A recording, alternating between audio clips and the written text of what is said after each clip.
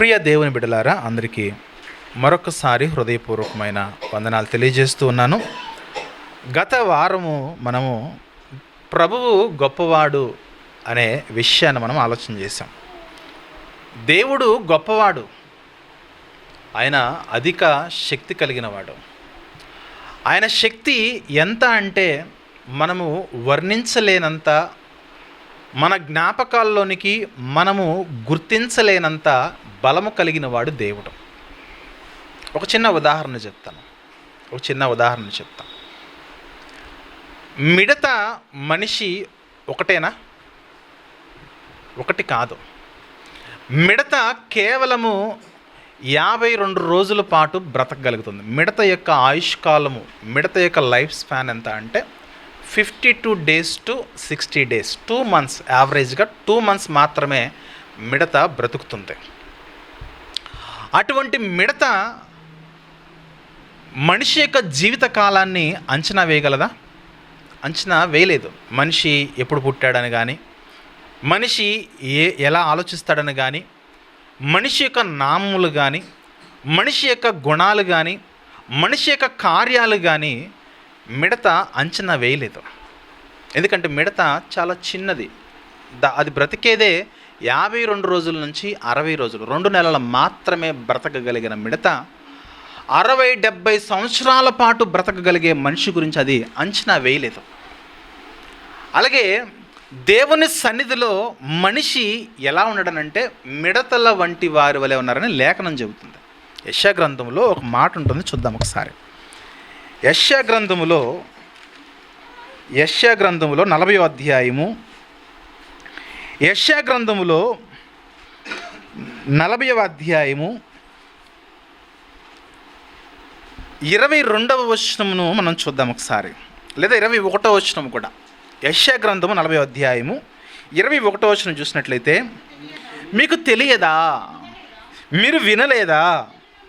మొదటి నుండి ఎవరును మీతో చెప్పలేదా? భూమిని స్థాపించుటను బట్టి మీరు దాన్ని గ్రహింపలేదా? అంటే దేవుని యొక్క శక్తి సామర్థ్యములు, దేవుడు ఎంత గొప్పవాడో తెలియజేయడానికి రాయబడిన సందర్భాలు ఇదొక సందర్భము. దేవుడు ఎంతటి వాడో నీకు తెలియదా? మీరు వినలేదా? మొదటి నుంచి మీకు ఎవరు చెప్పలేదా? ఆయన భూమిని స్థాపించడాన్ని బట్టి ఆయన యొక్క బలాన్ని, ఆయన యొక్క గొప్పతనాన్ని మీరు గ్రహించలేదా అని చెబుతూ 22వ వచనంలో, ఆయన భూమండలముల మీద ఆసీనుడై ఉన్నాడు, దాని నివాసులు మిడతల వలె కనబడుచున్నాడు. దేవుని ముందు మనిషి ఎంతటి వాడనంటే మిడత వంటి వాడు. అంటే దేవుని యొక్క ఆయుష్కాలము, దేవుని యొక్క ఉనికి, దేవుని యొక్క నిత్యత్వము ఎంత అంటే అనంతం. అది నువ్వు ఎన్ని సంవత్సరాలు వెనక రాసుకుంటావో రాసుకో, ఆ రాసుకున్న సంవత్సరాల వెనక దేవుడున్నాడు. భవిష్యత్తులో నువ్వు ఎన్ని సంవత్సరాలు ఊహించుకో, ఆ సంవత్సరాల తర్వాత కూడా దేవుడు ఉంటాడు. అది దేవుని యొక్క ఆయుష్కాలము, దేవుని యొక్క నిత్యత్వము. అలాంటి నిత్యుడైన దేవుని ఎదుట మనం ఎంతటి వారం అంటే కేవలము 2 మాసములు బ్రతికి చనిపోయే మిడతల వంటి వారము. కాబట్టి దేవుడు ఎంతటి వాడు, దేవుని యొక్క నిత్యత్వం ఏమిటి అని తెలుసుకునే ప్రయత్నంలో మనిషి యొక్క నిర్ణయాలన్నీ కూడా కొద్ది జ్ఞానమే కానీ అది సంపూర్ణము కాదు. ఎందుకంటే దేవుడు అనంతుడు, దేవుడు అగోచరుడు. ఆయన జ్ఞానము మనము శోధింపలేము, ఆయన శక్తి మన ఊహలకు అందేదైతే కాదు. కేవలం బైబిల్లో ఏవైతే రాయబడ్డాయో వాటిని గురించి మాత్రమే మన పరిధిలో మనం ఆలోచించగలం. దేవుడు అంత గొప్పవాడు. 60 సంవత్సరాలు బ్రతకగలిగిన మనిషి గురించి 2 నెలలు మాత్రమే బ్రతికే మిడత ఎలాగైతే అంచనా వేయలేదో, 60 సంవత్సరాలు బ్రతికే మనిషి కూడా అనంతుడయ్యన్న నిత్యుడయ్యన్న దేవుని గురించి అంచనా వేయడము, ఆయనకు గొప్ప స్థితి అని తెలుసుకోవడము మనకు తెలిసింది కూడా చాలా తక్కువ. మనకు తెలియని దేవుడు ఎంతో ఉన్నాడన్న సత్యాన్ని మనం గమనించాలి. బాగా మరలా గమనించండి, మనిషి యొక్క రక్షణ గురించి తెలియజేయడంలో బైబిల్ సంపూర్ణమైనది, కానీ దేవుని యొక్క నిత్యత్వం గురించి తెలియజేయడంలో బైబిల్ సంపూర్ణమైనది కాదు. ఎందుకంటే దేవుని యొక్క ప్రతి కార్యమును కూడా బైబిల్లో రాయబడలేదు. అలా అలా పైన అలా రాసుకుంటూ వెళ్ళిపోయారు. జాగ్రత్తగా ఆలోచించేయండి. దేవుడు ఎంతో ఉన్నతుడు, ఎంతో సర్వశక్తిమంతుడు. మనం వివరించలేనంత, మనం ఊహించలేనంత, మన మట్టి మెదడుకు అందలేనంత గొప్పవాడు దేవుడు. కాబట్టి ఆ దేవుని పాద సన్నిధిలో మనం బ్రతుకుతున్నాం కాబట్టి చాలా క్రమశిక్షణతో, చాలా డిసిప్లిన్గా గొప్ప దేవుని యొక్క బిడ్డలుగా మనం ఎప్పుడు కూడా బ్రతకడానికి మన జీవితాలను మనము ముందుకు తీసుకెళ్ళాలని ఈ మాటలు చెబుతున్నాను. ఆ గొప్ప దేవుడు గురించి మనము గత వారము ఆలోచన చేసాం. ఆ దేవుని దగ్గర ఎంత పెద్ద సైన్యాలు వచ్చినా సరే తన తన తన ప్రజలను కాపాడుకోవడానికి చిన్న చిన్న బలాన్ని ఉపయోగించి, చిన్న చిన్న వారిని ఉపయోగించి ఆయన యొక్క బలాన్ని అక్కడ చూపించాడు. ఆయన ఎంత గొప్పవాడో మనము మొదటి భాగంలో విన్నాం. ఆయన సూర్య చంద్ర నక్షత్రాలను, గ్రహాలను సమస్తమును కలగజేసిన వాడుగా, సర్వ సృష్టికి నిర్మాణకుడుగా, సర్వ సృష్టి మీద, సర్వలోకముల మీద ఆధిపత్యం వహించిన వాడుగా మనం దేవుని గురించి గత వారం మనం విన్నాం. ఈరోజు మనము ప్రత్యేకించి యేసు ప్రభు వారి గురించి మనం ఆలోచించేద్దాం. యేసు ప్రభువు ఎంత గొప్పవాడో.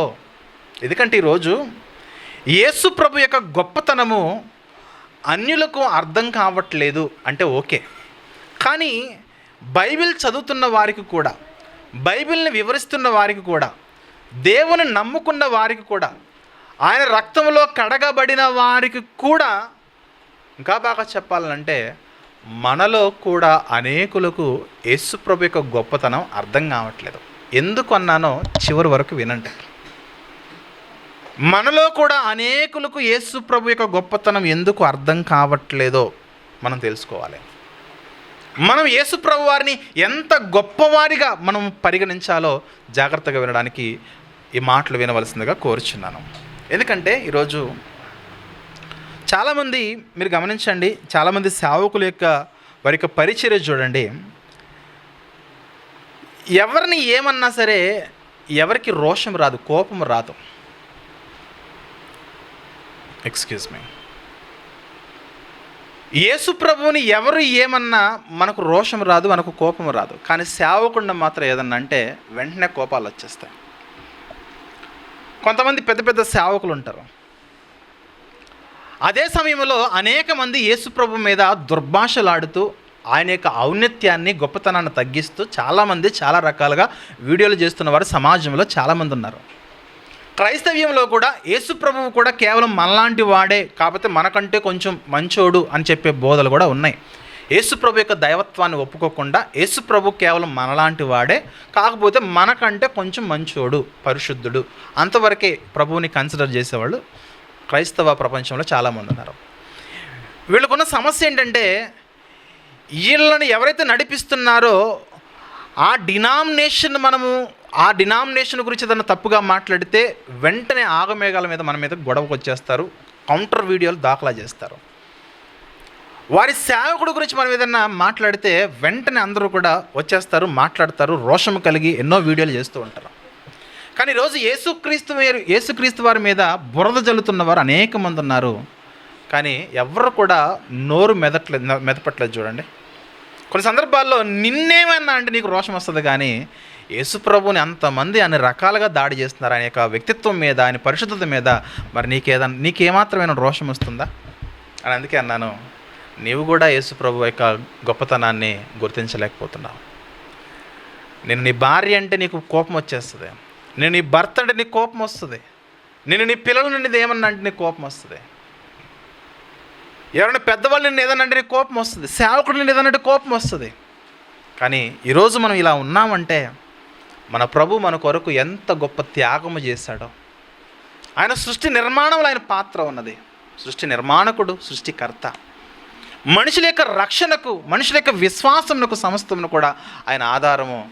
ఆయన్ని మనము ఏదన్నా అంటే మనం ఏమాత్రం కూడా రెస్పాండ్ అవ్వలేకపోతున్నాం. చూడండి, అందుకే ప్రభువును మనం ఎప్పుడైతే గొప్పవాడిగా మనము ఆలోచన చేస్తామో, ప్రభువును మనం ఎప్పుడైతే గొప్పవాణిగా ఆయన మన హృదయాల్లో ఆయనకు మనం స్థానం ఇస్తామో, ఆయన గొప్పవాడని మనము గుర్తించగలుగుతాం ప్రియమైన దేవుని వారలారా. అందుకే ఈ లోకంలోని మనుషులు యేసుక్రీస్తుతో ఎప్పుడు కూడా సమానులు కారు. సేవకుడు సమానుడు కాడు. ఈ లోకంలో ముందు బ్రతికి చచ్చిపోయిన సెయింట్లు ఎవరైతే ఉన్నారో, సెయింట్ పీటర్స్ అని, సెయింట్ పాల్ అని, సెయింట్ మేరీ అని, సెయింట్ యాంటోనీ అని ఎవరైతే పరిశుద్ధులుగా ఉండి చచ్చిపోయారో వాళ్ళందరి పరిశుద్ధత యేసుక్రీస్తు యొక్క పరిశుద్ధతతో, యేసుక్రీస్తు యొక్క గొప్పతనంతో మ్యాచ్ కాదు.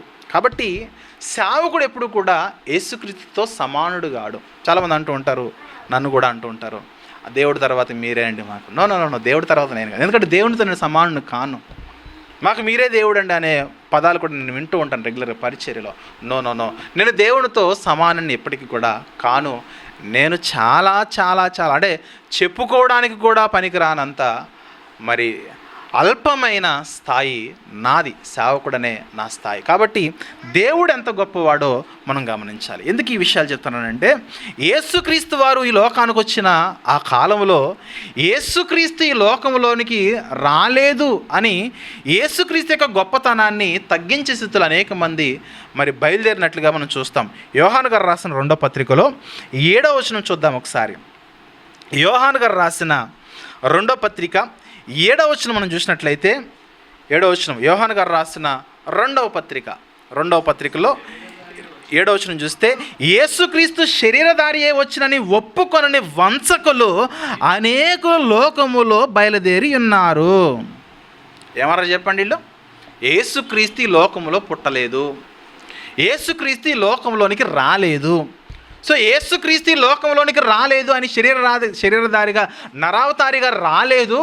పాత నిబంధనలో ఏ మెస్సీ గురించి అయితే ప్రవక్తలు చెప్పారో ఆ ప్రవక్త ఈ వచ్చిన యేసు అనే వ్యక్తి కాదు అని అనేక మంది దొంగ బోధలు చేయడం ప్రారంభించేశారు. వీళ్ళ దృష్టిలో ఎంతసేపు కూడా మాకు యోనా గొప్పోడు, మాకు సొలొమోను గొప్పోడు, మాకు అబ్రహాము గొప్పోడు, మాకు యాకోబు గొప్పోడు, మాకు దేవాలయం ఉంది, మాకు దేవాలయం గొప్పోడు అని వాళ్ళ కంటే ముందటి పరిచర్య కాలంలో ఎవరైతే గొప్ప గొప్ప పరిచర్య చేశారో సేవకులను గొప్పగా ఆలోచించడం స్టార్ట్ చేశారు.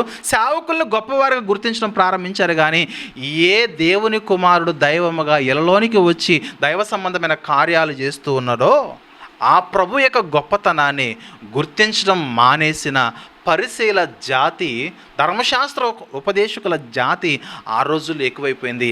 ఆనాటి యూదులు అనేక మంది యేసుక్రీస్తు యొక్క రాకను గుర్తించలేదు. ఆనాటి యూదులే మాత్రమే కాదు, కానీ ఇప్పటికీ ఇశ్రాయేలు దేశంలో అనేక మంది యేసుక్రీస్తుగా పిలువబడుతున్న ఆయన మెస్సియ కాదు అంటారు.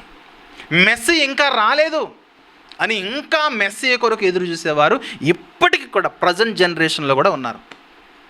వచ్చింది ఎవరో ఒక ఆయన, ప్రవక్తల్లో ఒక ఆయన, యోహాన్ అయి ఉండొచ్చు, ఏలియా అయి ఉండొచ్చు, ఇర్మియా అయి ఉండొచ్చు, ప్రవక్తల్లో ఒకరు అయి ఉండొచ్చు అని ఏదో ప్రవక్తలలో ఒకరి వంటి వారిగా ఆయన జమగట్టేశారు. కానీ వచ్చింది లోక రక్షకుడు, వచ్చింది సృష్టికర్త, వచ్చింది దేవుని కుమారుడు, వచ్చినది దేవుడు అనే విషయాన్ని ఆనాటి యూదులు, ఆనాటి పరిసయ్యులు గుర్తించకుండా ఆయన ఈ యొక్క లోకములో ఆయన నడయాడుతూ అనేకమైన గొప్ప కార్యములు చేస్తూ, మనుషులకు కావలసిన అనేక రకాల కార్యాలు చేస్తూ, రక్షణనిస్తూ, ఆ తండ్రిని పరిచయం చేస్తూ, ఆ తండ్రి సంబంధమైన కార్యాలన్నీ చేస్తూ ఉంటే ఆయనను గుర్తించకుండా అంతకంత కూడా తక్కువ చేశారు.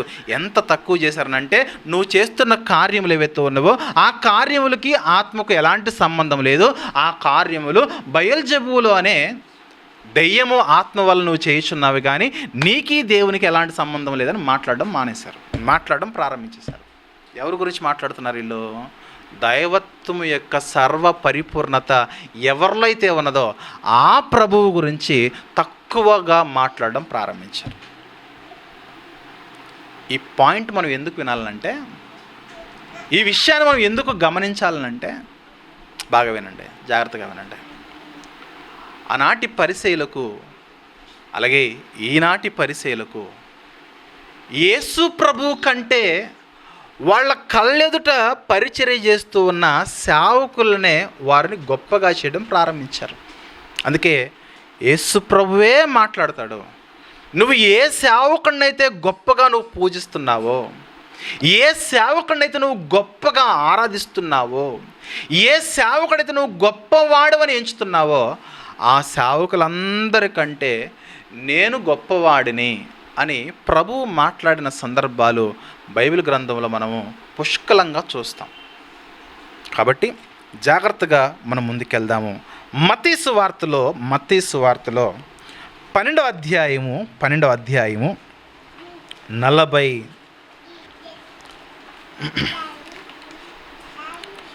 మత్తయి సువార్తలోని 12వ అధ్యాయము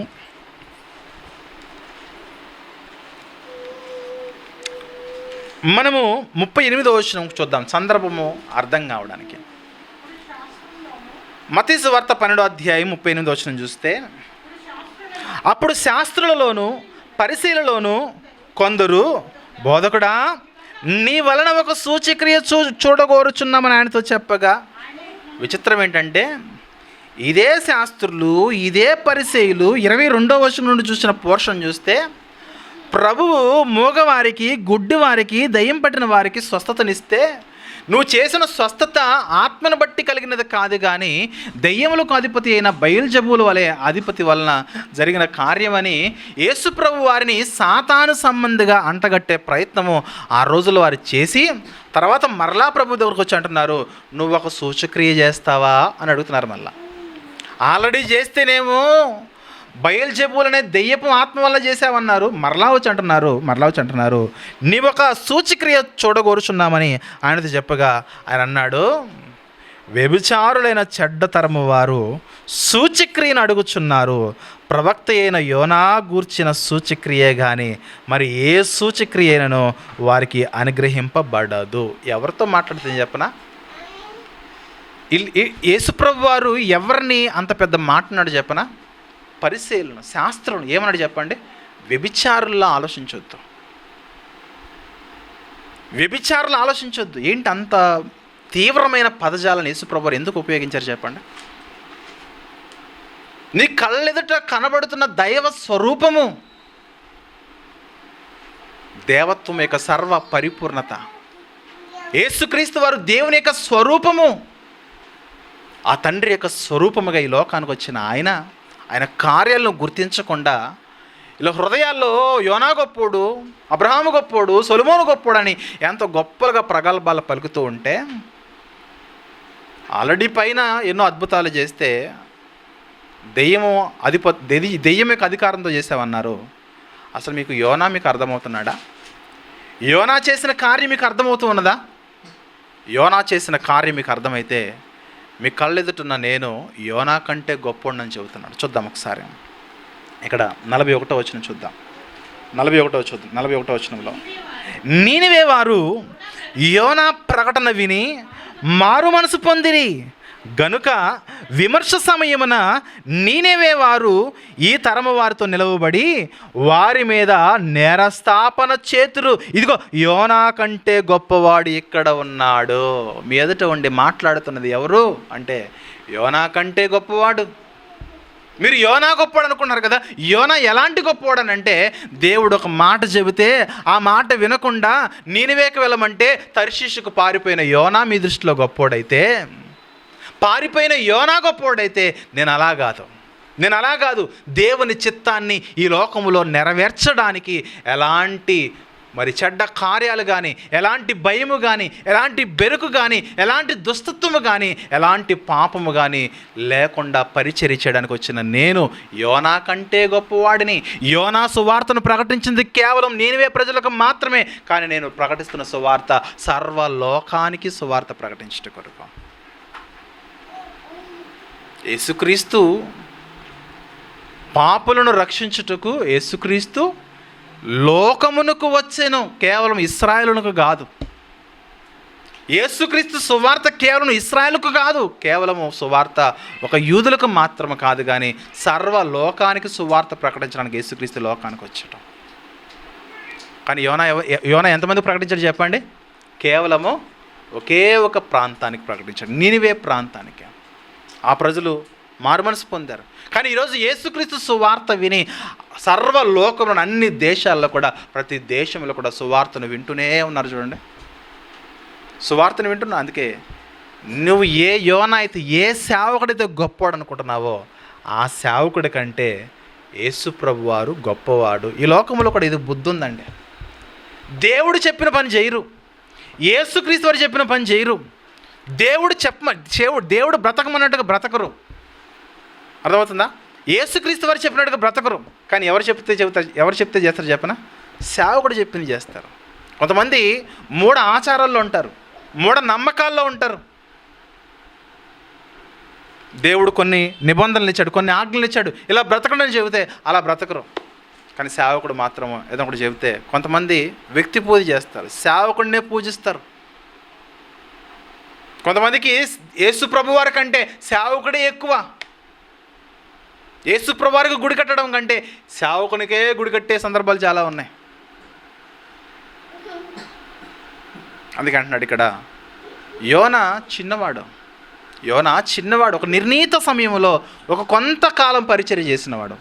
అది కూడా పడుతూ లేస్తూ స్వార్థంతో, దుర్బుద్ధితో, కొన్ని సందర్భాల్లో దేవునికి మరి నచ్చక దేవుడు చెప్పిన ప్రాంతానికి వెళ్లకుండా వేరే ప్రాంతానికి పారిపోయి పరిచర్య చేసినాడు యోనా. కానీ యేసుప్రభు వారు అలా కాదు, సర్వలోకానికి పరిచర్య చేయట కొరకు ఈ లోకానికి వచ్చాడు. సర్వలోకాన్ని రక్షించట కొరకు ఈ లోకానికి వచ్చి సర్వలోకాన్ని రక్షించడానికి సర్వలోకము కొరకు తన రక్తాన్ని ఇచ్చాడు యేసుప్రభు వారు. అందుకే యోనా కంటే నేను గొప్పోడిని అంటున్నాడు యేసుప్రభు వారు. తర్వాత సందర్భం చూస్తే 42వ వచనంలో విమర్శ సమయమున దక్షిణ దేశపు రాణి ఈ తరము వారితో నిలవబడి వారి మీద నేరస్థాపన చేయను. ఆమె సొలొమోను జ్ఞానము వినుటకు భూమి అంతము నుండి వచ్చెను. ఇదిగో సొలొమోను కంటే గొప్పవాడు ఇక్కడ ఉన్నాడు. యేసు ప్రభు సొలొమోను మంచి పరిపాలన చేశాడండి. సొలొమోను ఈ ప్రజలకు ఎందుకు గొప్పవాడు? ఈ యూదులకు, ఇశ్రాయేలులకు, ఈ పరిసయ్యులకు సొలొమోను ఎందుకు గొప్పవాడనంటే, సొలొమోను దేవాలయం కట్టించాడు, సొలొమోను మంచి పరిపాలన చేశాడు, సొలొమోను జ్ఞానం కలిగి ఉన్నవాడు, సొలొమోను రాజ్యమును చక్కగా పరిపాలన చేసినవాడు, రాజ్య మహిమలో గొప్పవాడు సొలొమోను. మీరు గమనించండి, జ్ఞానము కలిగి ఉన్నవాడు గొప్పవాడా, జ్ఞానము ఇచ్చినవాడు గొప్పవాడా? ఇచ్చేవాడు గొప్పోడు. యేసుప్రభు వారు ఇచ్చేవాడు. జ్ఞానమును పొందినవాడు గొప్పవాడా, జ్ఞానమయ్యున్నవాడు గొప్పవాడా? జ్ఞానమయ్యున్నవాడు గొప్పవాడు. ఆ జ్ఞానమయ్యున్నవాడు యేసుప్రభు వారు. పరిపాలించినవాడు గొప్పవాడా, పరిపాలన నేర్పినవాడు గొప్పవాడా? పరిపాలన నేర్పినవాడు గొప్పవాడు. పరిపాలన నేర్పింది ప్రభు. ఇక్కడ ఏ రకాన్ని చూసినా సరే సొలొమోను కంటే 100 రెట్లు, 1000 రెట్లు, కొన్ని కోటాను కోట్ల రెట్లు యేసుప్రభువే గొప్పడు. సొలొమోను జీవితంలో మచ్చలున్నాయి, సొలొమోను జీవితంలో స్త్రీలతో సాంగత్యం ఉన్నది, విగ్రహారాధన చేసిన జీవితాలున్నాయి. కానీ యేసుప్రభు వారు అలా కాదు. పరిశుద్ధుడు ఆయన. ఈరోజు మనం ఏం చేస్తామంటే గొప్ప ప్రసంగాలు చెప్పిన వాళ్ళు గొప్పోళ్ళుగా గుర్తిస్తున్నాం. కానీ అసలు ఆ గొప్ప ప్రసంగాలకు మూలమై ఉన్న ప్రభువును మాత్రం మనం గుర్తించట్లేదు. చూడండి, గొప్ప ప్రసంగాలు చెప్పేవారు మాటలు రెగ్యులర్గా వినడానికి మనం యూట్యూబ్లో వెంపర్లాడుతూ ఉంటాం. కానీ అసలు గొప్ప ప్రసంగాలన్నీ కూడా బైబిల్లోనే ఉన్నాయి కదా. ఆ ప్రసంగాలకు మూలం యేసుక్రీస్తు వారు కదా. ఆయన మాట వినాలని మన ఆలోచన చూడండి, చదవాలనే ఉద్దేశం చూడండి. చాలామంది బైబిల్ చదవరు, కేవలం ప్రసంగాలు వింటారు అంతే. ఆయన బాగా చెప్తాడండి, ఆయనకన్నా బాగా చెప్పాడు ఒక ఆయన ఉన్నాడు ఇక్కడ. ఎవరైనా? యేసుప్రభు. అలా కదండి, ఆయన బాగా చెప్తాడు. ఓకే, ఆయన కంటే బాగా చెప్పిన ఆయన బైబిల్లో ఉన్నాడు, ఆయనే యేసుప్రభు. అందుకే మనము దేవుని యొక్క లేఖనానికి మనం వాల్యూ ఇవ్వాలి. వాక్యం ఏంటంటే చెప్పండి. అది ఎందు వాక్యం ఉండెనో, వాక్యము దేవుడే ఉండెను, ఆ దేవుడు శరీరధారిగా ఈ లోకానికి కృపాసత్య సంపూర్ణుడు లోకానికి వచ్చాడు. ఆయన యేసుక్రీస్తు లోకమునకు వచ్చిననే వార్త ఆ రోజు అనేక మంది వినలేదు, అంగీకరించలేదు. అట్టివారు వంచకులు అన్నది బైబిల్ గ్రంథం. మనం సేవకులకి అధికమైన పీటలు వేస్తున్నాము, ప్రభువును మాత్రం పట్టించుకట్లు. చూడండి, అందుకే నీ కళ్ళెదట ఎంత గొప్ప దైవజనులు ఉన్నారో వారందరికంటే యేసుప్రభువే గొప్పోడు. చాలామంది ప్రసంగాలు చెబుతారు, మా ఫౌండర్ ఎవరైతే ఉన్నారో ఫౌండర్ గురించి చెప్తారు. నో, ఫౌండర్ కంటే ముందు ఆయన ఉన్నాడు. ఎవరైనా? నీ ఫౌండర్ ఆధారపడిన ఆయన ఉన్నాడు. ఎవరైనా? యేసుప్రభు నీ ఫౌండర్ని, నీ చైర్మన్ని, నీ సంఘ స్థాపకుడిని, నీ డినామినేషన్ స్థాపకుడు ఎవరైతే ఉన్నారో వారిని కూడా రక్షించిన ఆయన ఒక ఆయన ఉన్నాడు. వాళ్ళ కొరకు కూడా రక్తం కార్చిన ఒక ఆయన ఉన్నాడు, ఆయన యేసుప్రభు వారు. అందుకే ప్రసంగాలు నాయన కొద్దిసేపు వాకింగ్ చెప్పిన ఆయన అంటే వీళ్ళ గురించి చెప్తూ ఉంటారు చాలామంది. భక్తి సింగ్ గారి గురించి, ఏసన్న గారి గురించి, లూథరన్ సంఘాలు లూథర్ గారి గురించి, మెథడిస్ట్ సంఘాల్లో వాళ్ళ గురించి, జాన్ వెస్లీ గురించి. అర్థమవుతుందా? మంచి పరిచర్య చేశారు, కాదనట్లేదు, మంచి పరిచర్య చేశారు, వెరీ గుడ్, మంచి పరిచర్య చేశారు. వారి యొక్క ఫలాలు ఈరోజు అనుభవిస్తుంది సంఘం, క్రైస్తవ సంఘం. కానీ వీళ్ళందరి మీద అధికారం ఒక ఆయన ఉన్నాడు, ఆయన యేసుప్రభు వారు. అందుకే సేవకుడి మెండలో దండ వేయడం మానేసి ఆ సేవకులకే భక్తిని బోధించిన గొప్పవాడైన ప్రభు ఉన్నాడు. ఆ ప్రభువుని మీరు గుర్తించగలగాలి. 10 నిమిషాల సమయం ఉంటే, 10 నిమిషాల సమయం ఉంటే, అంటే సేవకుల గురించి చెప్పొచ్చు అని కాదు, 10 నిమిషాల సమయం ఉంటే 10 సెకండ్లు మాత్రమే సేవకుడి గురించి, రిమైనింగ్ అంతా కూడా దేవుడి గురించి చెప్పాలి. మన రక్షణకు పాత్రుడై ఉన్న ఆ ప్రభు గురించి, ఆ ప్రభు యొక్క గొప్పతనం గురించి మనం చెప్పాలి. యేసు ప్రభు వచ్చి చెబుతూ ఉంటే మేము సొలొమోను జ్ఞానం మాకు తెలుసు, సొలొమోను గొప్ప మాకు తెలుసు, సొలొమోను కార్యాలు తెలుసు, యోనా తెలుసు మాకు అంటే, యోనా కంటే గొప్పోడు ఇక్కడ ఉన్నాడు, సొలొమోను కంటే గొప్పోడు ఉన్నాడు. ప్రభు ఇక్కడ మాట్లాడుతున్న మాట, మీ ఎదుట ఉన్న ప్రభు ఎదుట ఉన్న పరిసయ్యులు, శాస్త్రులు, ఆయన నమ్మని యూదులు ఎవరైతే ఉన్నారో మీకంటే అన్య దేశం నుంచి వచ్చిన షేబా దేశపు రాణి గొప్పదని చెబుతున్నాడు. ఎందుకంటే ఆయన మాటలు వినడానికి భూమి అంతము నుంచి, భూమి చివరి నుంచి వచ్చింది యెరూషలేముకి. సొలొమోను మాటలు వినడానికి భూమి యొక్క చివరి ప్రాంతాల్లో నుంచి, భూమి యొక్క చివరి దేశాల్లో నుంచి భూమికి మధ్యధర ప్రాంతంలో ఉన్న యెరూషలేముకి వచ్చింది. చూడండి, మనము ఉన్నాం వాక్యం వినడానికి. ఎంత దూరం వెళ్తూ ఉన్నాం, వాక్యం వినడానికి ఎంత సమయానికి వెళ్తూ ఉన్నాం. వాక్యం వినడానికి, ఆ ప్రభు యొక్క మాటలు, ఆ గొప్ప వాడైన ఆ గొప్ప మాటలు వినడానికి మనం ఎంత ఆసక్తి కలిగి విన్నాం చెప్పండి. ప్రియ దేవుని బిడ్డలారా, డిసిప్లిన్ అనాలి. క్రిస్టియన్ అంటేనే డిసిప్లిన్కి మారు పేరై ఉండాలి. వీళ్ళు ఏంటండి అంటే వీళ్ళు క్రిస్టియన్స్ అండి అనాలి. డ్యూటీకి టైంకి వెళ్తారండి, డిసిప్లిన్ అండి. ఇంట్లో సమాధానంగా ఉంటారండి, డిసిప్లిన్. ఎందుకు అంటే వీళ్ళ వెనకాల గొప్ప ఆయన ఒక ఆయన ఉన్నాడు, గొప్ప నడిపింపులో నడుస్తున్నారు వీళ్ళు. ఎవరు గొప్పవాడంటే యేసుప్రభు అండి. సువార్త అంటే ప్రకటించేది కాదు, సువార్త అంటే ప్రవర్తించేది. మనకి ఎంత తెలుసు అంటే ప్రకటించడమే తెలుసు మనకి. బైబిల్లో భక్తులు ప్రవర్తించారు, దాన్ని సువార్తగా రాశారు. సువార్త అంటే యేసుక్రీస్తు వారు మాట్లాడిన మాటలే కాదు, యేసుక్రీస్తు వారు జీవించిన జీవన విధానం, అది సువార్త. ఎంతసేపు ప్రకటన ప్రకటన ప్రకటన ప్రకటన సెకండరీ, ప్రవర్తన ఫస్ట్. ఆ గొప్పవాడి వలె మన జీవితాలు మనం మార్పు చెందాలి, రూపాంతరం చెందాలి. అందుకే ఈ తరము వారికంటే షేబా దేశపు రాణి గొప్పదైనట్లుగా బైబిల్ మాట్లాడుతున్నది. ఎవరు ప్రస్తావన చేశారు చెప్పండి? షేబా దేశపు రాణి అనే పేరుని ఎవరు ప్రస్తావన చేశారు చెప్పండి? యేసుప్రభు వారు ప్రస్తావన చేశారు. ఎందుకు? సొలొమోనుకు నేనిచ్చిన జ్ఞానం వినడానికి, సొలొమోనుకు నేనిచ్చిన జ్ఞానం వినడానికి భూమి అంతముల నుండి వచ్చి విన్నది. అలాంటి భక్తి మనకు రావాలి ప్రియులారా, దేవుని గురించి తెలుసుకోవడంలో, దేవుని జ్ఞానాన్ని ఆలోచన చేయడంలో. ఈ విధంగా యోనా కంటే నేను గొప్పవాడని చెబుతున్నాడు ప్రభు, ఈ విధంగా సొలొమోను కంటే నేను గొప్పవాడని చెబుతున్నాను. ఇక మూడవదిగా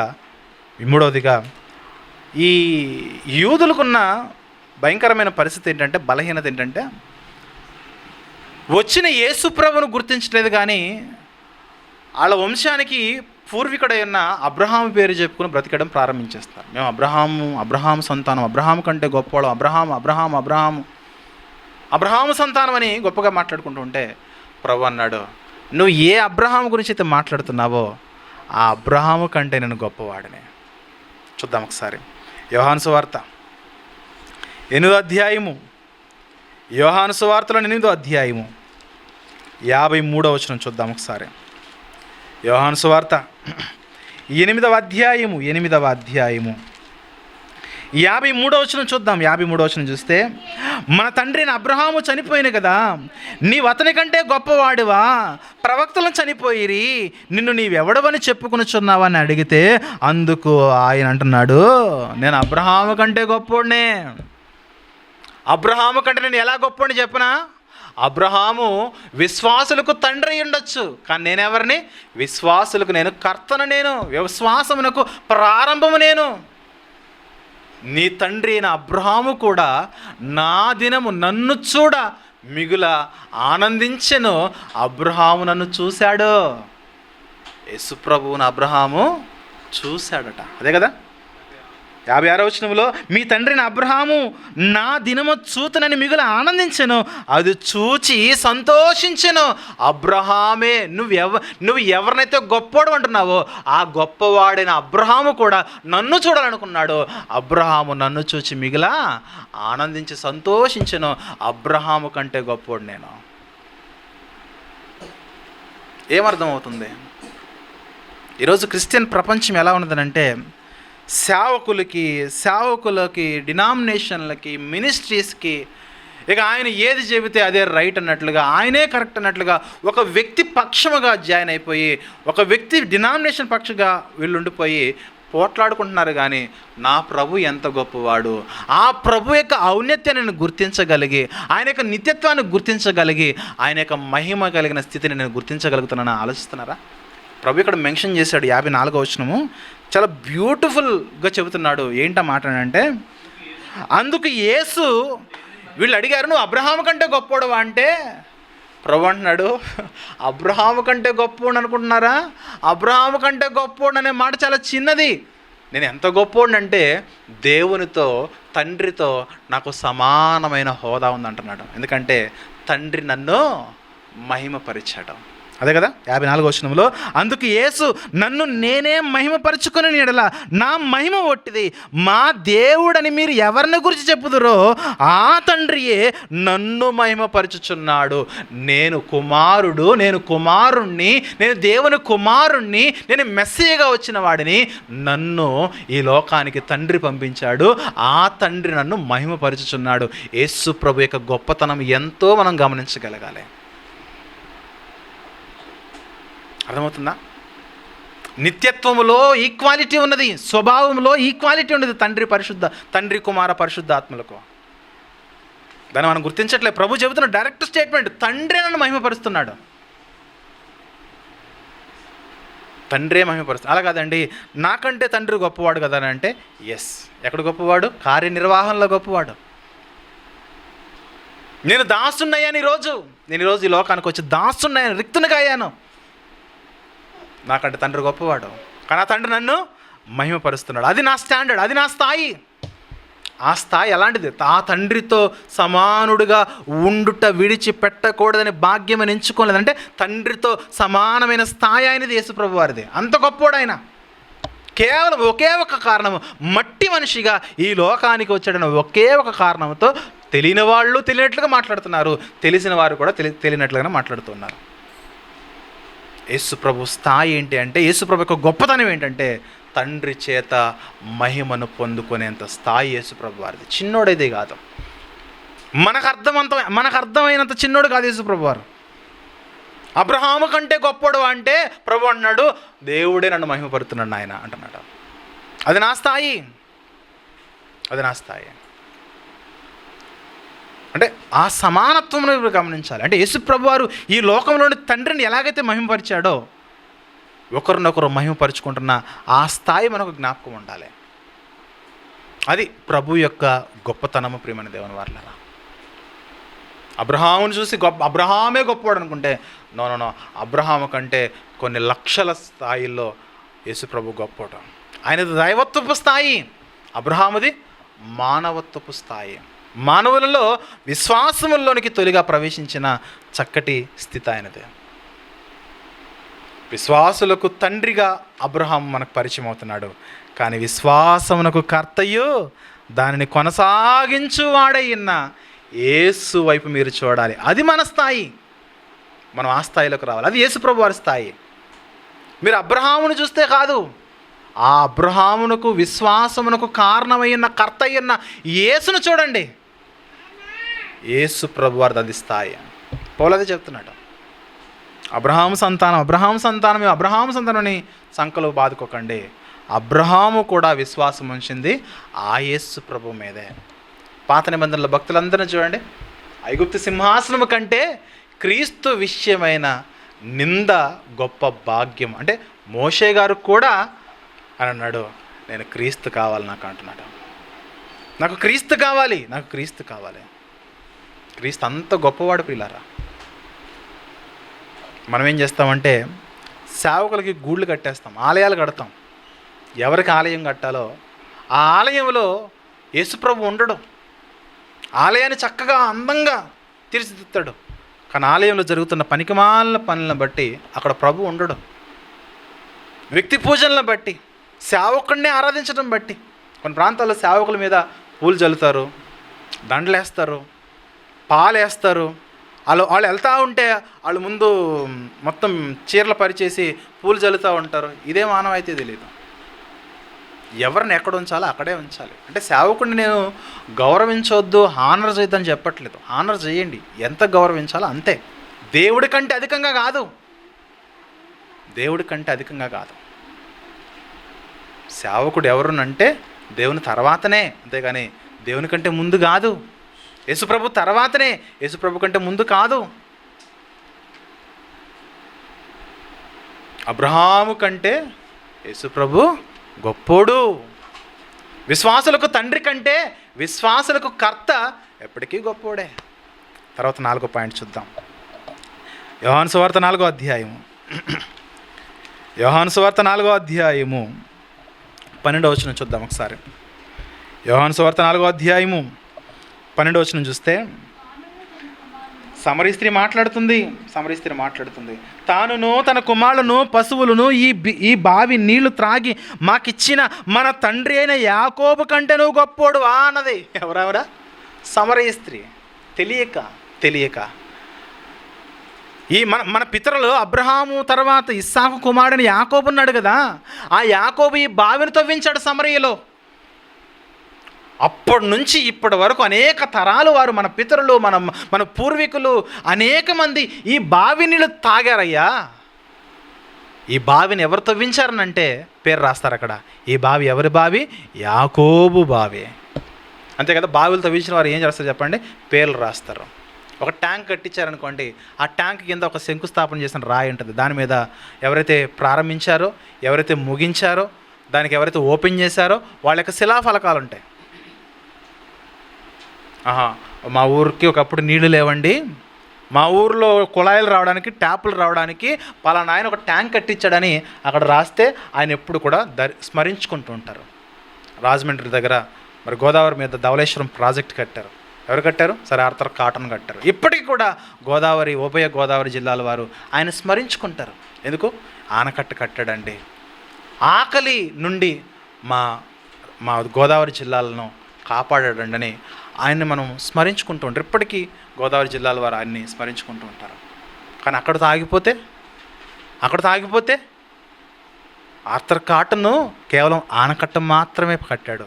కానీ ఆనకట్ట మెటీరియల్ ఎక్కడి నుంచి వచ్చింది? అసలు ఆనకట్ట నువ్వు ఆపుతున్నావే, ఆ వాటర్ ఎక్కడి నుంచి వచ్చింది? వాటర్ ఎవరిచ్చారు చెప్పండి? దేవుడిచ్చాడు.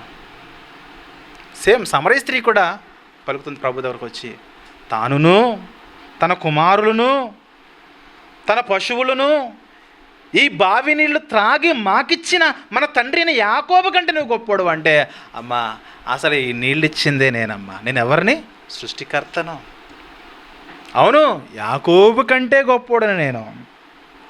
అందుకే ప్రభు అన్నాడు, యాకోబు ఇచ్చాడు నీళ్ళు, ఆ నీళ్లు త్రాగితే మీకు మరలా దాహం వస్తుంది, కానీ నేను ఇచ్చే నీళ్లు త్రాగితే మీకు ఎన్నటికీ దాహం ఉండదన్నాడు.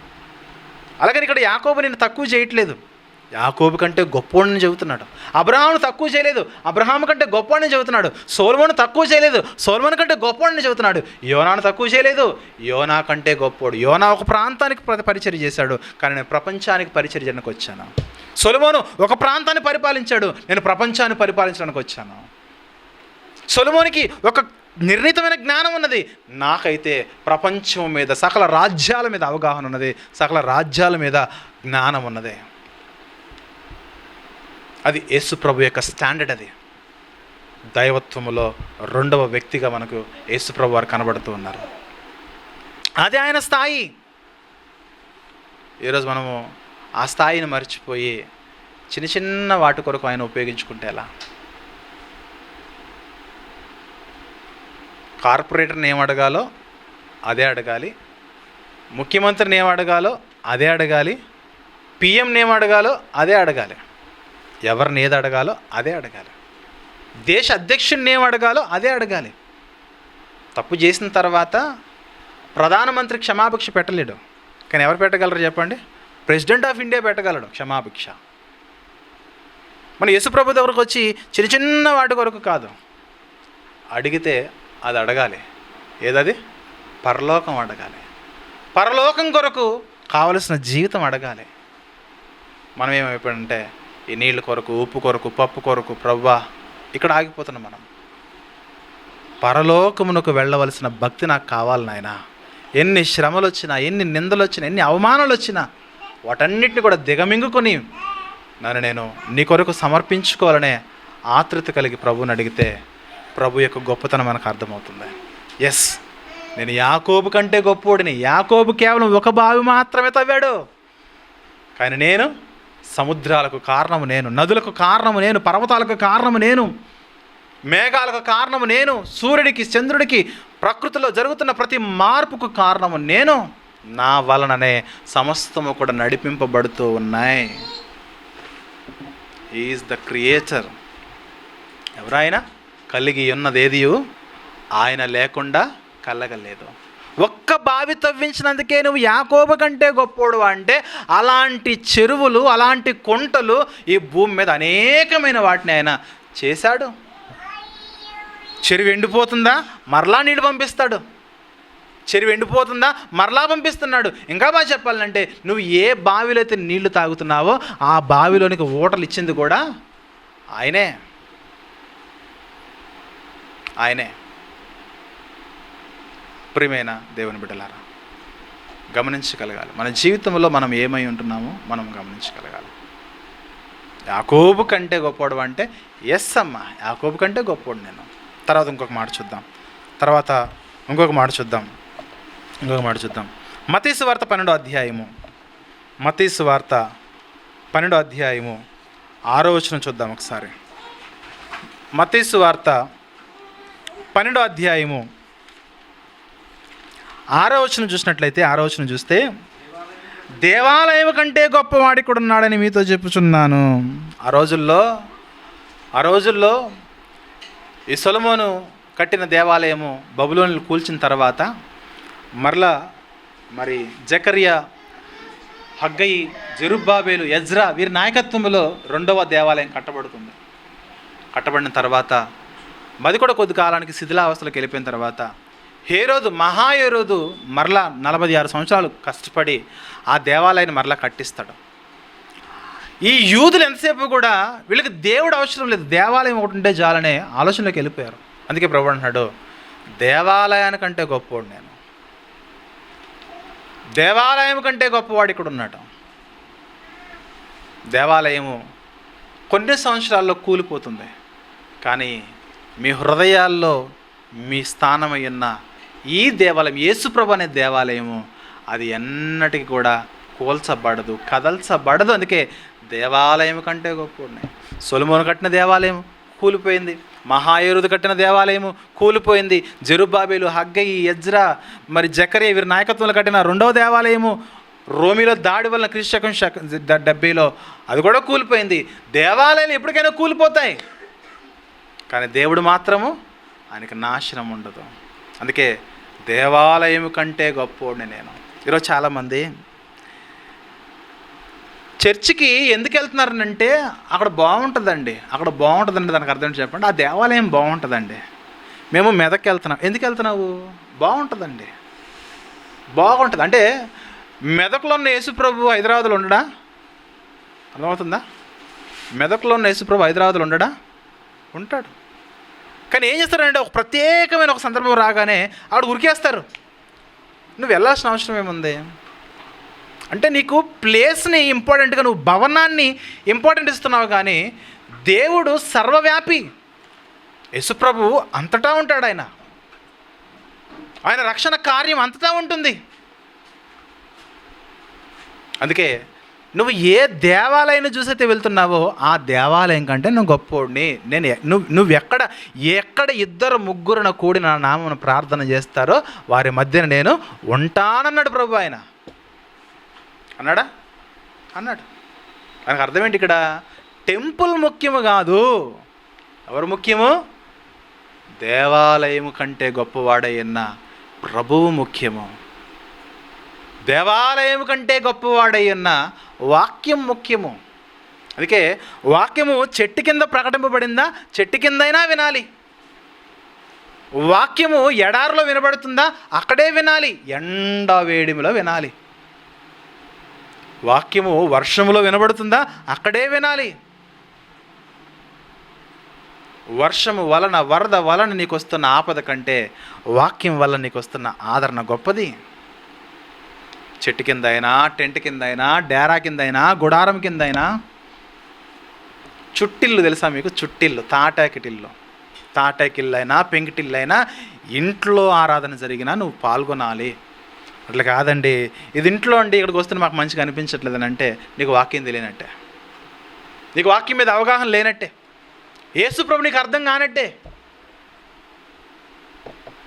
చాలామంది కూకట్పల్లి వెళ్తూ ఉంటారు. ఇంత దూరం నుంచి మీరు ఎందుకు వెళ్తున్నారంటే, ఆడు బాగుంటుందండి అంటే, నీకు దేవాలయం గొప్ప, కానీ దేవాలయం కంటే గొప్పవాడు ఎవరు చెప్పండి? యేసుప్రభు. ఇలాంటి వాళ్ళ కోసమే ప్రభు అన్నాడు, నేను దేవాలయం కంటే గొప్పవాడురా, దేవాలయం కంటే గొప్పవాడిని నేను. ఆ దేవాలయం ఏ దేవాలయము? యెరూషలేములో కట్టిన బంగారపు దేవాలయం కంటే ప్రభువే గొప్పవాడు. ఎందుకంటే బంగారపు దేవాలయము బబులోనుల చేత తగలబెట్టబడినది, కానీ యేసు ప్రభు అనే దేవాలయము ఎప్పటికి కూడా ఆయన్ని తగలబెట్టలేరు. బైబిల్లో కాల్ చేసి సునకానందం పొందుతున్నారేమో, ఆయన్ని కాల్చడం అసాధ్యము. ఆయన నీతిని, ఆయన మార్గమును, ఆయన దైవత్వమును, ఆయన శక్తి, ఆయన ఉనికిన నిత్యత్వమును కాల్చడము ఎవరి వల్ల కూడా కాదు. ప్రియమైన దేవుని బిడ్డలారా, అంత గొప్పోడు ఆయన. మనం అనుకున్నంత చిన్నోడైతే కాదు, మనకు తెలిసినంత చిన్న సబ్జెక్ట్ యేసుప్రభు కాదు. అనంతమైన జ్ఞానం, అనంతమైన జ్ఞాన సంపుటి ఆయన. ప్రపంచంలో రాయబడిన లైబ్రరీలో ఉన్న పుస్తకాలన్నీ చదివినా సరే ఆయన ముందు చాలా చిన్నదే. బ్రిటిష్ లైబ్రరీ అని ఒకటి ఉంది, యూకేలో ఉంటుంది. ఒక వ్యక్తి జీవిత కాలంలో దగ్గరగా 70 నుంచి 100 సంవత్సరాల పాటు నిద్రాహారాలు మాని ప్రతిరోజు 365 రోజులు 100 సంవత్సరాల పాటు నువ్వు చదివిన బ్రిటిష్ లైబ్రరీలో ఉన్న పుస్తకాలను చదవలేడట ఒక మనిషి. నా పాయింట్ అర్థమైందా?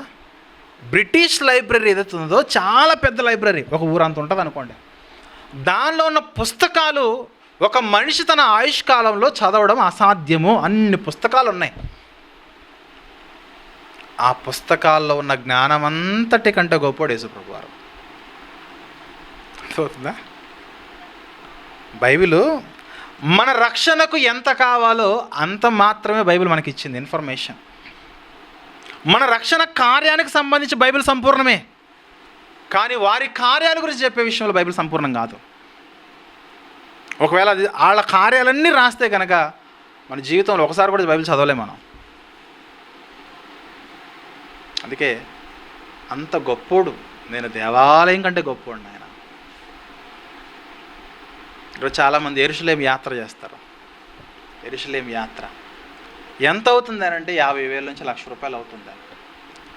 కానీ ఇక్కడుండి కూడా మనము దేవుని యొక్క ప్రసన్నతను పొందుకోవచ్చు అనే ఆలోచన రావట్లేదు. ప్రెస్టేజ్ కోసము 50,000 ₹1,00,000 ఖర్చు పెట్టి వెళ్ళిపోయి స్టేటస్లు పెడుతున్నారు. కానీ ఆ 50,000 ₹1,00,000తో మనం ఇక్కడ ఎంత పరిచర్య చేయొచ్చు, ఇక్కడ దేవుణ్ణి ఎంత గొప్పగా గణపరచవచ్చు, ఎంతగా మనం ఆయన గురించి ప్రకటించవచ్చు, యేసుక్రీస్తు యొక్క రక్షణ కార్యం గురించి ఎంతగా ప్రకటించవచ్చు అనే ఆలోచన లేదు. ఈరోజు కొంతమంది సేవకులకి అదొక బిజినెస్ అయిపోయింది. దాని గురించి ప్రమోట్ చేయడము, బస్సులు రెడీ చేయడము, బస్సులు ఎక్కించి ప్రార్థన చేయడము. చలో యెరూషలేము యాత్ర. యెరూషలేము యాత్ర చేసుకుంటే పరలోకం రాదు. నీ దేవుడు నిన్ను ఎక్కడ పుట్టించాడో నీ ప్రాంతంలో నువ్వు ఉండి నువ్వు పరిచర్య చేస్తే, నీ భాష కలిగిన ప్రజల మధ్య నువ్వు పరిచర్య చేస్తే, నమ్మకంగా నువ్వు బ్రతికితే నీకు పరలోకం వస్తుంది. హైందవులు మేము కాశీకి వెళ్తే చాలని అనుకుంటారు. జీవితం ముగిసేసరికి అక్కడికి వెళ్తే, ఇది కూడా ఒక ఆచారం అయిపోయింది ఈరోజు. కాశీకి వెళ్ళి బంగాళదుంప కూర వదిలిపెట్టారట, ఇష్టమైంది వదిలేయమన్నారని. వీళ్ళు యెరూషలేముకి వెళ్ళి యేసుప్రభుని వదిలేసి వచ్చేస్తున్నారు. అక్కడికి వెళ్ళిన తర్వాత వచ్చిన ప్రసంగం చేసే సేవకుడు కూడా ఈ ప్రసంగం చెప్పడం మానేసి యెరూషలేము గురించి దేవాలయం గురించి చెప్పడం ప్రారంభిస్తారు. అంటే నీకు దేవుడు మర్చిపోతున్నావు, నువ్వు నీకు యెరూషలేము మాత్రం గుర్తుంది. ప్రియ దేవుని బిడ్డలారా, యేసుప్రభు ఎవరికంటే? యోనా కంటే గొప్పోడు, సొలొమోను కంటే గొప్పోడు, అబ్రహాం కంటే గొప్పోడు, యాకోబు కంటే గొప్పోడు, దేవాలయం కంటే గొప్పోడు. చివరిగా యేసుప్రభు ఈ లోకాధికారి కంటే గొప్పోడు. ఎవరా లోకాధికారి? సాతాను. ఈ లోకంలో ఉన్న అధికారుల కంటే గొప్పోడు, లోకాధికారి కంటే గొప్పోడు, లోకంలో ఉన్న అధికారుల కంటే గొప్పోడు. మనం ఏం చేస్తామంటే రేషన్ కార్డు అధికారికి భయపడతాము, ఆధార్ కార్డు అధికారికి కూడా భయపడతాము. వాళ్ళు లైన్లో నుంచి ఉంటాం. 9 గంటలకు వచ్చి టోకెన్ తీసుకుంటాం. కానీ దేవుడు ఒక టైం చెప్పాడు ఆరాధనకు రమ్మంటే రాలేము మనం. అవుతుందా? లోకంలో ఉన్న అధికారి నీ రేషన్ కార్డులో పలానా డేట్ మార్చాలి, పలానా పేరు మార్చాలి, పలానా టైం, ఆ టైం అనగానే పొద్దున్న లైన్లో నిలబడతాం. ఆధార్ కార్డు అనగానే పొద్దున్న 9 గంటలకు వెళ్ళి హల్వాల్లో ఈ సేవల్లో టోకెన్ తీసుకోవాలి. 12 తర్వాత ఇవ్వడు. 12 తర్వాత టోకెన్ ఇవ్వడు. 9 గంటలకే టోకెన్ ఇస్తాడు. వెళ్ళి 12 గంటల వరకు, 2 గంటల వరకు వెయిట్ చేయాలి. అవసరమైతే సాయంత్రం 4 గంటల వరకు వెయిట్ చేయాలి. ఆధార్ కార్డులో ఉండే కరెక్షన్ కొరకు, మరి జీవితంలో కరెక్షన్ కొరకు, నీ ఆత్మలో ఉన్న కరెక్షన్ కొరకు దేవుడు చెబుతున్నాడు, ప్రభు మాట్లాడుతున్నాడు, లోకాధికారి కంటే నేను గొప్పోడని. యోహాను మొదటి పత్రిక 4వ అధ్యాయము, యోహాను మొదటి పత్రిక 4వ అధ్యాయము 4వ వచనం చూద్దాం. యోహాను మొదటి పత్రిక 4వ అధ్యాయం 4వ వచనం చూసి, చిన్నపిల్లలారా మీరు దేవుని సంబంధులు, మీలో ఉన్నవాడు లోకములో ఉన్నవాడి కంటే గొప్పవాడు. మీలో ఉన్నవాడు లోకములో ఉన్న సాతాను కంటే గొప్పవాడు. యోహాను సువార్త 12వ అధ్యాయము, యోహాను సువార్తలోని 12వ అధ్యాయం 31వ వచనము, యోహాను సువార్త 12వ అధ్యాయము 31వ వచనము చూద్దాం ఒకసారి. ఇప్పుడు ఈ లోకమునకు తీర్పు జరుగుతున్నది, ఇప్పుడు లోకాధికారి బయటికి త్రోసివేయబడతాడు. ఒకానొక దినం నువ్వు ఏ లోకాధికారి మాట విని ఆడి చెప్పినట్టు బ్రతుకుతున్నావో ఆడిని కూడా గెంటేసే రోజు రాబోతున్నది. తర్వాత యోహాను 14వ అధ్యాయం, యోహాను సువార్త 14:30 చూస్తే, యోహాను సువార్త 14:30 వచనం చూస్తే, యోహాను సువార్త 14:30, ఇకను మీతో విస్తరించి మాట్లాడను, ఈ లోకాధికారి వచ్చుచున్నాడు, నాతో వానికి సంబంధం ఏది లేదు, కానీ మీరు వాడి మాట వింటున్నారు కానీ నా మాట వినట్లేదు. అబద్ధం ఆడుతున్నారా? ఆడి మాట విన్నారు. వ్యభిచారం చేస్తున్నారా? ఆడి మాట విన్నారు. దొంగతనమా? ఆడి మాట విన్నారు. బైబిల్ చదవలేకపోతున్నామా? ఆడి మాటే విన్నాము. రక్షణ పొందలేకపోతున్నామా? ఆడి మాటే విన్నాము. వాక్యానుసారంగా బ్రతకలేకపోతున్నాం, ఆడి మాటే విన్నాము. దేవుని కంటే లోకంలో నీకు ఏదో ఎక్కువ అవుతుందా? ఆడి మాటే విన్నాం. ఆరాధన కంటే లోకంలో ఏదో ఎక్కువ అవుతుందా? లోకాధికారి మాటే విన్నాం. కానీ లోకాధికారికి నాకు ఎలాంటి సంబంధం లేదు. లోకాధికారి కూడా ఒకరోజు త్రోసివేయబడుతున్నాడు. ఎందుకంటే యేసు ప్రభు ఆయన లోకాధికారి కంటే గొప్పవాడు. నువ్వు ఏ లోకాధికారి అయితే మాట విని ప్రభువునకు దూరం అయిపోతున్నావో ఆ లోకాధికారి ఒకరోజు ఉండడు, ప్రభు మాత్రం నిత్యము ఉంటాడు. ప్రభు ఎవరు చెప్పండి? లోకాధికారి కంటే గొప్పవాడు ఆయన.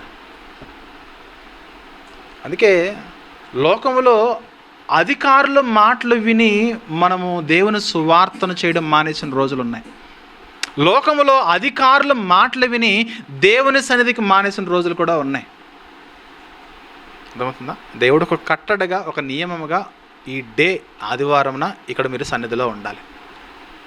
లోకంలో అధికారి మనల్ని పిలిస్తే మనం ఏం చేస్తాం చెప్పండి? వెళ్ళిపోతాం. ఎందుకంటే జీవనాధారం పోతుందండి. నీ జీవనాధారం ఉద్యోగం అయి ఉండకూడదు, నీ జీవనాధారం దేవుడై ఉండాలి. కరెక్ట్గా మాట్లాడితే ఇదై ఉండాలి. అప్పుడు మన జీవితాలు బాగుంటాయి. ఎలా బాగుంటాయి అంటే దేవుని చేత నడిపింపబడతాయి, దేవుని చేత పోషింపబడతాయి.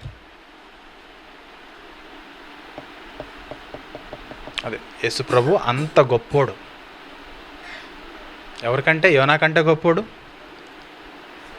సొలొమోను కంటే గొప్పోడు, అబ్రహాము కంటే గొప్పోడు, యాకోబు కంటే గొప్పోడు, దేవాలయం కంటే గొప్పోడు, లోకాధికారి అయిన సాతాను కంటే గొప్పడు, ఈ లోకములో ఉన్న అందరి అధికారుల కంటే కూడా ప్రభువే గొప్పవాడు. దావీదు కంటే గొప్పవాడు. కొంతమంది సేవకులకి ఫ్యాన్స్ ఉంటారు. సేవకులకి ఎప్పుడు కూడా అభిమానులు ఉండకూడదు. మన అభిమానం అంతా తీసుకెళ్ళి ఆయన దగ్గర పెట్టాలి. అప్పుడే మన జీవితంలో సంపూర్ణమైన మార్పు కలుగుతుంది. ఒక సేవకుడిని మనం అభిమానిస్తున్నామంటే ఖచ్చితంగా అదే సమయంలో మరొక సేవకుడిని మనము ద్వేషిస్తాం, వారిని చూసి మనము అసూయపడతాం. అలా కాదు. మనం ఎప్పుడైతే ప్రభువును ప్రేమిస్తామో ఆయన నేర్పిస్తాడు భక్తి అంటే ఏంటి, నడక అంటే ఏంటి, నడవడిక అంటే ఏంటి. ఆ గొప్పవాడు ఈ లోకంలో తన్ను తాను తగ్గించుకుని ఎందుకు వచ్చాడనంటే నిన్ను నన్ను పరలోకానికి తీసుకెళ్ళేంత గొప్ప స్థితిలో మనల్ని ఉన్నతమైన స్థలంలో, గొప్ప స్థలంలో మనల్ని ఉంచడానికే. కాబట్టి గొప్పవాడైన ప్రభు కార్యాలు మనం గుర్తించి మనం కూడా గొప్ప లోకమైన పరలోకానికి మనము ప్రవేశించడానికి ద్వారములు మనకు తెరిచున్నాయి. నేనే మార్గము, నేనే సత్యము, నేనే జీవము, ఆయన తప్ప మరొకరు లేరు పరలోకాన్ని తీసుకెళ్ళడానికి. కాబట్టి ఆయన మనలను పరలోకమునకు నడిపించుట కొరకే ఆ దేవునితో ఉండుట సమానమైన ఆ స్థితిని విడిచిపెట్టకూడదు అని అనుకోలేదు, కానీ విడిచిపెట్టి ఈ లోకానికి వచ్చాడు. ఈ లోకానికి వచ్చి మనలాగే రక్తమాంసంలో కడిగి తిరిగేసరికి మనలాంటోడే అనుకున్నారు ఆ యూదులు, ఆ శాస్త్రులు, ఆ పరిసయ్యులు. మనలుంటాడు కాదు ఆయన. మన రక్తం ఆయన రక్తం ఒకటి కాదు. అది నిర్దోషమైనది, పవిత్రమైనది. అది అర్థమవుతుందా? నిర్దోషమైన రక్తము. గొర్రెపిల్ల రక్తము ఆ రక్తం ఒకటి కాదు. ఆ రక్తంలో శక్తి ఉన్నది, ఆ రక్తంలో మహిమ ఉన్నది. ఆ రక్తానికి మనుషుల యొక్క పాపాలని కడగగలిగిన గొప్పతనం ఉన్నది. మరి ఏ రక్తానికి లేదు? యేసు ప్రభు రక్తానికి ఉన్నంత శక్తి, మహిమ, పాపాలను కడగగలిగే స్థితి మరి ఏ రక్తానికి లేదు. ఆయన రక్తానికి మాత్రమే ఉంది. అందుకే ఆ రక్తాన్ని మనం ఆశ్రయించాలి. అప్పుడే మన పాపం నుంచి మనకు విడుదల కలుగుతుంది, విమోచన కలుగుతుంది. కాబట్టి ప్రియులారా, మన జీవితంలో ప్రభు గురించి మనం ఇంకా ఎక్కువ తెలుసుకోవాలి.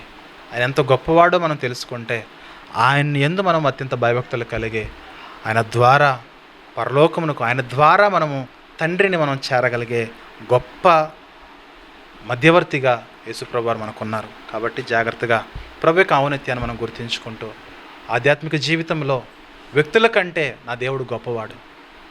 వ్యక్తుల మాట విని నేను మోసపోయిన సందర్భాలు ఉన్నాయి, వ్యక్తుల మాట విని త్రోవ తప్పిన సందర్భాలు ఉన్నాయి. దేవుని మాట విందాం, ప్రభు ఏర్పాటు చేసిన మార్గంలో నడుద్దాం. అలా మన జీవితాలు మనం మార్చుకుంటే దేవునికి మన జీవితాలు సమీపం అవుతాయి. ఆటోమేటిక్గా మనం మార్చుకుంటాం. థ్యాంక్ యూ వెరీ మచ్ అండి. ప్రార్థన చేసుకుందాం. ప్రేమ